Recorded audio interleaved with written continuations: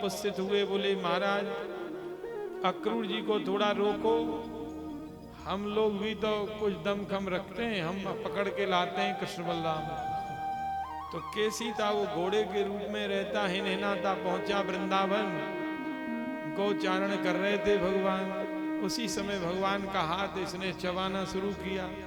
भगवान ने अपने हस्त कमल को वज्र की तरह कठोर कर दिया, इसके सब दांत टूट गए और हाथ बढ़ा के इसकी आंतें निकाल ली, इसकी भी गोविंदाय नमो नमः हो गई। बोलो कन्हैया लाल की। व्योमासुर ये ग्वाल वाल चोर सिपाही का खेल खेल रहे थे कामवन में, और वहां ये सम्मिलित हो गया ग्वालों का रूप बना के, चोर बन के। चोर बने ग्वाल वालों में, अब तो जो भेड़ बने, चोर बने, पुलिस वाले बने, सबको पकड़ पकड़ के गुफा में बंद कर दिया। भगवान बोले कि अरे सब ग्वाल वाल गायब हो गए, अचानक कहाँ गए, ध्यान दिया तो अरे गुफा में बंद कर दिया। भगवान पहुंचे तो बड़ी भारी चट्टान गुफा के ऊपर लगा रहा था, एक मुक्का लगाया इसके सिर में, अब पशु मारम अमारयत, और इसको खूब पिटाई किया, और गोविंदाय नमो नमो इसकी भी हो गई। बोलो कन्हैया लाल की जय।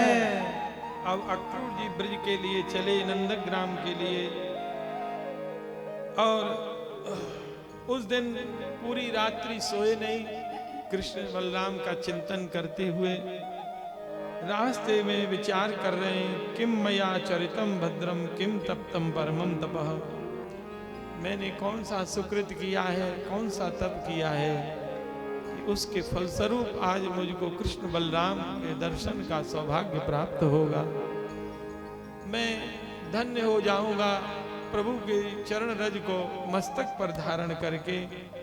ऐसा चिंतन करते करते अक्रूर जी पहुंचे नंदग्राम, और वहां भगवान के चरण कमलों को देखा तो रथ से कूद करके वो चरण रज को मस्तक पर लगाने लगे, लौटने लगे। और भाई ब्रज में तो ब्रज रज की महिमा है, ब्रज रज का सेवन नहीं किया, ब्रज में आके रह के तो फिर ब्रज में आने का लाभ क्या रहा। रमण रेति लोट्यो नहीं कियो न जमुना पान, तो तेने जानो कहा ब्रज को तत्व महान। श्री यमुना जी का सेवन, रज का सेवन, लताओं का सेवन, यहाँ के संतों का सेवन नहीं किया तो बोले ब्रज में आने का कोई तुमने लाभ नहीं लिया। यहाँ भी होटल और 5 स्टार खोजने लग गए लोग। अरे किसी संत के पास बैठो, घड़ी 2 घड़ी मंगल होगा, और तुम घर में ऐसो आराम से रहते, ब्रज में तप करने आए हो, दर्शन करने के लिए आए हो, आराधना करने के लिए आए हो, यहाँ भी गंदगी फैलाओगे, ठीक नहीं। तो धाम में संत के आश्रम में जाए, वहाँ सरलता पूर्वक रह करके और उनका संग करे तो कुछ ना कुछ अवश्य लाभ प्राप्त होता है। अक्रूर जी ने राम श्याम दोनों भाइयों को देखा है, नीलंबरधारी पीतंबरधारी दोनों की बड़ी सुंदर शोभा गोष्ठ की ओर चले जा रहे हैं। तभी जाकर के अक्रूर जी ने प्रणाम किया है। आगे गाय पाछे गाय, इत गाय उत गाय, आगे गाय पाछे गाय, इत गाय उत गाय। गोविंद गु गायन में, गोविंद गु गायन में, बस वही भावे। आगे गाय पाछे गाय, इत गाय उत गाय।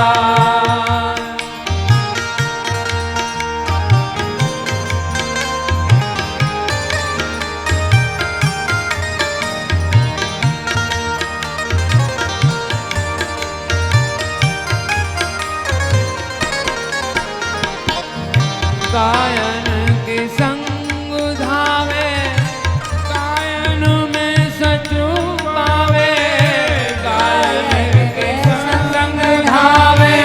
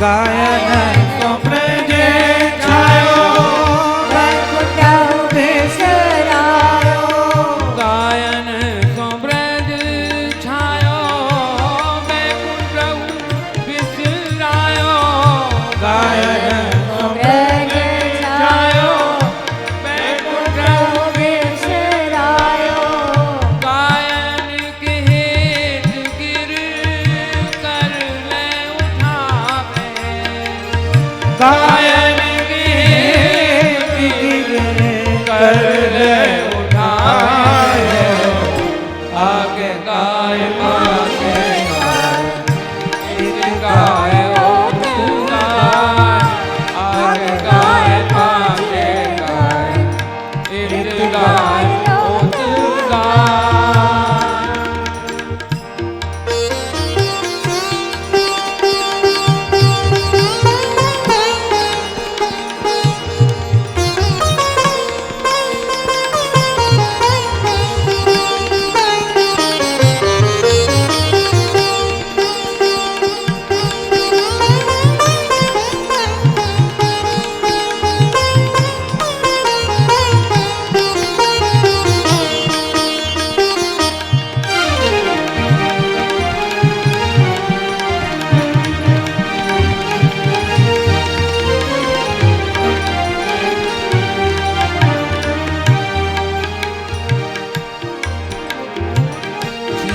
स्वामी गिरधारी पिठलेस बबूधारी स्वामी गिरधारी विठले सेवा पोधारी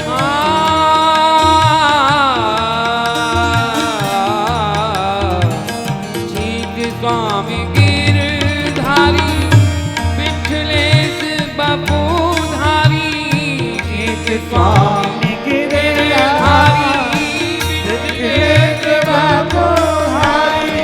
वारिया को बेच धरे गायन में आवे वारिया को बेच धरे गायन में आवे आगे गाय पाछे गाय इत गाय ओत गाय आगे गाय पाछे गाय इत गाय ओत गाय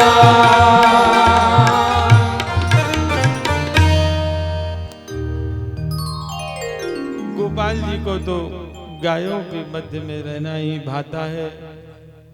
कृष्ण बलराम दोनों भाइयों को गोष्ठ में जाते दर्शन किया है, क्रूर जी ने नमन किया है। कृष्ण बलराम दोनों भाइयों ने अक्रूर जी को हृदय से लगाया है, बड़े आदर के साथ में अतिथि भवन में ले जाते हैं और पाद प्रक्षालन करके मधुपर्क पान कराते हैं। प्रक्षाल विधिवत पादो मधुपर कारणम आहरत।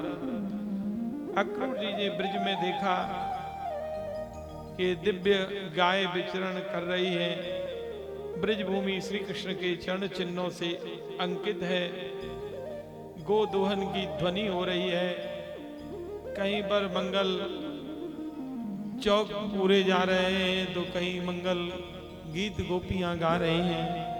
ऐसे रस भरे प्रेम भरे ब्रिज का दर्शन अक्रूर जी ने किया। मधुपर्क ये प्राचीन पेय पदार्थ है, अतिथि को पिलाया जाता है। दही में शहद मिला करके पिला दो, कैसी भी थकान हो थोड़े ही समय में दूर हो जाती है। कई लोग धारोष्ण दूध हो, तुरंत का निकला हुआ दूध गाय की धार से और दही और मधु तीनों मिला करके भी पिलाते हैं, लेकिन दही तो उपलब्ध रहती है हमेशा। कभी अतिथि आओ शहद डालो पिलाओ तो शरीर भी पुष्ट होगा, शक्ति भी आएगी, भूख भी दूर हो जाएगी। और आजकल आतिथ्य किससे होता है? लाल काले पानी से। ठंड में भी पीते हैं वो ठंडा लोगों को ऐसी शौक चढ़ी है, वो ठीक नहीं है, उससे स्वास्थ्य खराब होता है। दूसरे सबका झूठा गौ मांस भक्षी भी उसको पीते हैं, वही फिर फैक्ट्री में जाता है, फिर तुम्हारे ही पास आएगा, तो क्या तुम्हारा धर्म सुरक्षित रहेगा? तीसरे, विदेशी कंपनियां भारत का पानी, भारत की शक्कर, भारत की लेबर लेकर के और पानी बेच के पैसा कमा रही है और अरबों खरबों रुपया विदेश जा रहा है। और यहाँ वो 50-60 रुपया लीटर का काला पानी पीना पसंद है, लेकिन 2 रुपया किसान को दूध पे फालतू देना पड़े तो आए बाएं बयाना।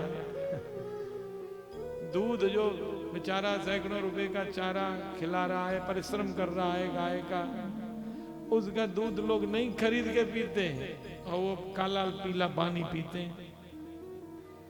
तो राष्ट्र हित में भी नहीं है, स्वास्थ्य हित में भी नहीं है। ये काला लाल पानी नहीं पीना चाहिए। अरे ठंडाई बना के पियो, नींबू की शिकंजी पियो, दूध पियो, इससे बढ़िया तो छाछ पियो, बढ़िया दही खाओ, घी खाओ। भारत का पैसा भारत में, और शरीर भी स्वस्थ, मन भी स्वस्थ।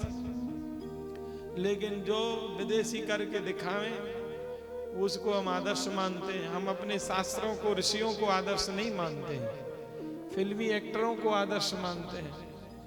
और फिल्मी दुनिया में ऐसे गुमराह करते हैं लोग भारतीय संस्कृति को नष्ट करने के लिए। क्या क्या वहाँ होता है षड्यंत्र, आप लोग नहीं जानते हैं, विवेकी लोग उससे परिचित हैं। हिंदू देवी देवता संतों को पाखंडी दिखाया जाएगा, भक्तों को पाखंडी दिखाया जाएगा, और जो विधर्मी है उनको बड़ा नेक व्यक्ति प्रस्तुत किया गया। तो अपनी संस्कृति से प्रेम करो, अपनी सभ्यता से प्रेम करो, अपने देश से, अपने देश से, अपनी भाषा से, अपनी रहनी से, अपनी गायों से प्रेम करोगे तो सुखी रहोगे। वो तो पशु संस्कृति है, उसका अनुकरण नहीं करना चाहिए। अरे वो ठीक से हाथ पानी लेना भी नहीं जानते, हाथ धोना भी। विदेशी लोग जिनको हम आदर्श कहते हैं यहाँ कई बार आ जाते हैं तो वो ठीक से शौचाचार नहीं हो, सुखमंजन कर लेते हैं कागज वागज से अपना तो बताओ उनको हम आदर्श मानते हैं? कैसी बुद्धि खराब हो गई हम लोग। तो सावधान। तब काका जी के पास एकांत में कृष्ण बलराम बैठे। अक्रूर जी ने कंस का जो दुष्अभिप्राय था सब निवेदन कर दिया। भगवान बोले अक्रूर काका से, काका जी आप बाबा से मत कहियो, नहीं तो वो हमको मथुरा नहीं भेजेंगे, और मथुरा जाना बहुत आवश्यक है, कंस मामा से मिलना है। बोले ठीक है। बोले आपको भेजेंगे नहीं? बोले हम मना लेंगे बाबा। भगवान ने कहा बाबा लोग कहते हैं मथुरा नगरी बहुत सुंदर है, हमने कभी ठीक से उसको देखा नहीं, तो ग्वाल वाल भी चाहते हैं, तो आपकी आज्ञा हो तो देखे आवे। अरे बेटा वहाँ नहीं जाना, वहाँ तो कंस रहता है, यहाँ तक जो है असुरों को भेजता है, वहाँ क्या कसर छोड़ेगा। बोले नहीं बाबा, काका है ना, छोटे बच्चों का ऐसे स्वभाव होता है ना, काका जी जा रहे हैं मेला देखने, हम भी जाएंगे, तो खोने का भय नहीं। बोले ठीक है तेरी इच्छा है तो देख आ, लेकिन मैं साथ चलूंगा। नंद बाबा, बहुत हट होती है ना बालकों की, तो चलो हम चलते हैं, दिखा के लाते हैं, क्या भरोसा बच्चा मेले में खो जाए। तो बहुत सी सामग्री एकत्रित की है। माँ को पता है कि लाला कब खाता है, कब भूख लगती है, तो दुग्धान्न पकवान बना करके मैया ने रखे हैं। और गोपाल जी जब जाने लगे बलराम भैया के साथ रथ पर बैठ के, तो मैया को ऐसा लगा था कि शायद गोपाल अब लौटेगा नहीं। मैया दुखी हो गई। कन्हैया ने देखा माँ रो रही है, रथ से उतर के आए, अपने पीताम्बर से माँ के अश्रुओं को पोंछा, कहा माँ हम शीघ्र ही आएंगे, स्वपरस्व आगमिष्यामि, तू रो मत, तू रोती है तो हमको रोना आता है। माँ बोली अरे चलो मेरा कन्हैया नहीं रोना चाहिए, मैं अपना रोना रोक लेते हूँ। अब तो माँ को सांत्वना दिए हैं, गोपियों ने घेर लिया, उन सबको सांत्वना दिया। भगवान बोले, हे गोपियों, हे किशोरी जी, मैं जानता हूं आपके प्रेम को, स्नेह को, लेकिन आप जानती हो इस समय पूरा संसार साधु लोग आतंकियों के द्वारा उनके आतंक से आतंकित हैं। सारी पृथ्वी को वो आतंकित किए हैं, सज्जन सताए जा रहे हैं, दुर्जन की बढ़ोतरी हो रही है। तो जगत के मंगल के लिए मैं जा रहा हूं। किशोरी जी ने कहा, अवश्य जाइए, बहुत आवश्यक है साधु पुरुषों की रक्षा, इनका जीवन परमार्थ के लिए है। भगवान जाने लगे। गोपीजन रुदन करते देखते रही, जब तक धूल रथ की उड़ती रही, पुकारती रही हैं, हे गोपाल, हे गोपाल, हे गोपाल, हे गोपाल, हे गोपाल,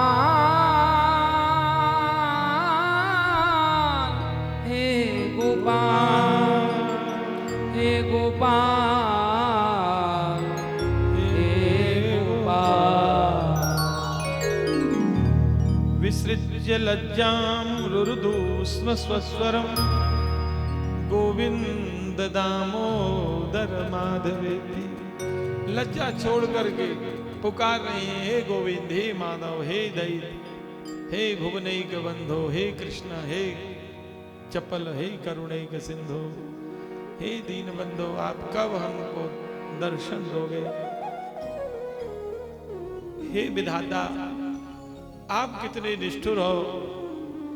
पहले तो लोगों का संबंध प्रेम एक दूसरे से जोड़ देते हो और उनकी कामना मनोरथ पूरे नहीं होते उससे पहले आप उनका वियोग भी करा देते हो। जैसे छोटे बालक होते हैं, घरौंदे बनाते हैं, खेलते हैं, जब घर को जाते हैं तो सब तोड़ फोड़ के चले जाते हैं। ऐसे ही कन्हैया चले गए हैं। इधर अक्रूर जी यमुना तट पर पहुंचे हैं। अक्रूर जी का संदेह दूर किए हैं भगवान चतुर्भुज रूप में दर्शन देके। अक्रूर जी ने संध्या वंदन यमुना तट पर किया है, स्तुति की है। अक्रूर जी ने भगवान से निवेदन किया कि आप हमारे घर को चल के पवित्र करें। भगवान बोले, आपके घर अवश्य आएंगे, लेकिन अभी नहीं। नंद बाबा पहले से ही एक उपवन में वहां ठहरे थे। कृष्ण बलराम वहां पहुंचे हैं, मध्याह्न का आहार लेकर विश्राम किए हैं और अपराह्न में बाबा से आज्ञा लिए कि बाबा, मथुरा नगरी देखने की सब ग्वालों की इच्छा है। बाबा बोले, कन्हैया, तुम मथुरा नगर में भ्रमण करने के लिए तो जा रहे हो, लेकिन बेटा किसी से झगड़ा नहीं करना और जय घोष मत लगाना। ग्वाल वालों को समझाया। बोले, बाबा ठीक है, लेकिन आप यह बताओ कोई पहले से झगड़ा करे तब? तो बलराम भैया बोले कि पहले से झगड़ा करेगा तो पिट के मत आना, पीट के आना। बोले ठीक है। बोलो कन्हैया लाल की जय। आओ कोई सिर पे ही आ परे, आ बैल मोह मार। तो बोले उसको फिर ठीक करके आएंगे, चिंता काहे को कर रहे हो, मैं तो हूं। बाबा बोले, दाऊ दादा पे ज्यादा भरोसा करते हैं, कृष्ण चंचल है। बलराम तुम ध्यान रखना। बोले हाँ बाबा, चिंता मत करो, हम सब देख लेंगे, आप घबराओ नहीं। अब तो ग्वाल वालों से घिरे हुए कृष्ण बलराम नगर के राजमार्गों पर होकर के चलने लगे, जय घोष करने लगे ग्वाल वाल। बोलो कृष्ण बलदेव की जय। मथुरा नगर के नर नारी दर्शन के लिए उमड़ पड़े, अट्टालिकाओं पे चढ़ चढ़ के पुष्पों की वर्षा कर रहे हैं, दर्शन कर रहे हैं, आरती कर रहे हैं, पूजा कर रहे हैं। कहीं माल्यार्पण हो रहा है तो कहीं पुष्प वर्षण हो रहा है, तो कहीं लाला की आरती हो रही है, कहीं प्रणाम हो रहा है। ग्वाल वाल बोले, कन्हैया भैया लगे, तेरी तो कछु पहचान सी लग रही है या नगर में, जा घर के सामने जाए, वहीं पूजा है रही है, वहीं पांव पखारे जा रहे हैं, माल्यार्पण हो रहा है, कहा बात है? बोले अरे तुम्हें पतो ना है असली बात की। बोले कहा बात है भैया? हाँ हमें लगे है तेरो कछु न कछु यहाँ परिचय है पहलो। बोले अरे हमारे मामा की नगरी है, खासम खास मामा है यहाँ को जो राजा है ना कंस मामा। बोले अरे भैया तेरो मामा? बोले हाँ। बोले तेने पहले क्यों ना बताई, भले आदमी मामा के यहाँ चल ले। हम तो गाय चरा के आए, जैसे तैसे आए वैसे ही चल पड़े। देखना तो हम जामा लाए ना पटका लाए ना पगड़ी लाए, यहाँ सब चमकने धमकने कपड़ा पहन के घूम रहे हैं। हमें वो लज्जा सी लग रही है, भले आदमी मामा के यहाँ ऐसे थोड़े जाए। मामा तो डबल प्यार दे माते, माँ का प्यार माँ माँ दो बार है ना मामा, तो जितनी मैया प्यार करे वह तो दुगनों प्यार भांजों पर मामा का होना चाहिए। लेकिन वो तो कंस मामा है ना, वो प्यार करना क्या जाने। अब तो कन्हैया जी बोले ठीक है एक बारी आओ, चिंता मत करो। एक धोबी हो कंस को, कपड़ा धो तो भैया रंगाई रंगरेजा को काम कर दो, जरकसी को काम 2 in 1 होता है ना, ऐसे भी all in 1 था। सब काम करता था, कढ़ाई बुनाई, बहुत से सेवक होंगे। विशेष कृपा पात्र था कंस का, तो लेके आ रहा था पोट जमुना जी की ओर से, सेवक थे साथ में, बढ़िया राजा के कपड़ा। तो भगवान बोले अरे भाई ये वस्त्र हमारे इन ग्वाल वालों को दे दो, तुम्हारा कल्याण होगा। अब तो महाराज वो तो खड़ गया धोबी,